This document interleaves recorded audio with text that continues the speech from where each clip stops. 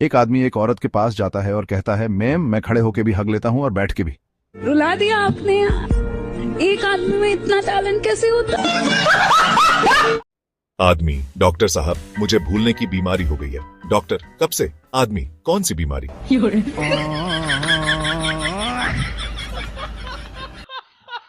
आदमी, मैंने अपनी पत्नी को एक सुंदर गीत सुनाया और उसने मुझे कहा कि यह गीत उसके दिल की धड़कन की तरह है। दोस्त, क्यों? आदमी, क्योंकि यह गीत भी मुझे बहुत तेजी से दिल की धड़कन बढ़ा देता है।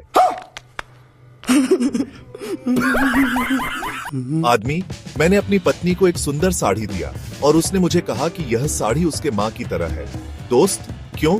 आदमी, क्योंकि यह साड़ी भी मुझे बहुत महंगी पड़ी।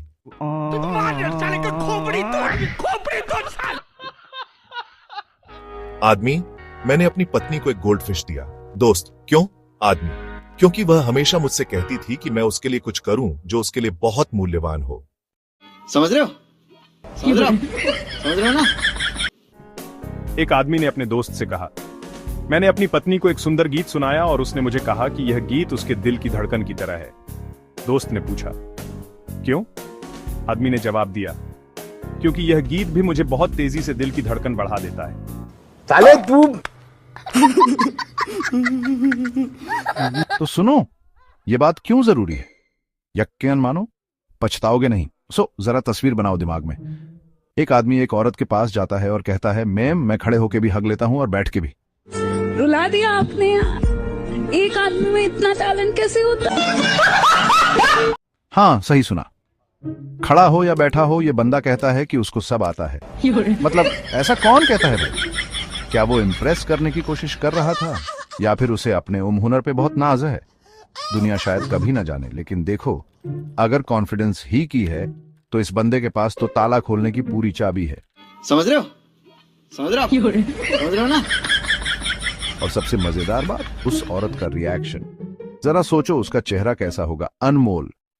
तो अगली बार जब तुम कुछ उल्टा सीधा बोलने का सोचो, याद रखना बड़े जूते भरने हैं, या कहूं बड़ी बातें करनी है। चलो भाई, देखो अब मैं क्या करता हूँ। तुमने अगर प्यार से देखा नहीं मुझको, देख लो भाई, अब लड़के ना हमारे साथ ऐसा ही होता है। कभी कमजोर मत समझना लाला, मैं वो बंदा हूँ जो कभी जीते बिना मैदान नहीं छोड़ता। चल निकल।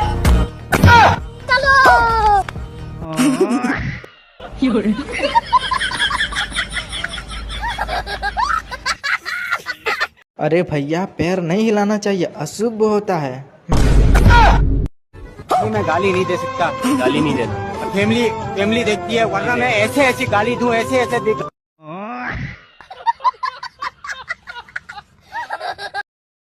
और भी ऐसी मजेदार कहानियों के लिए बने रहो, और याद रखो, कभी कभी हंसी ही सबसे अच्छी दवाई होती है।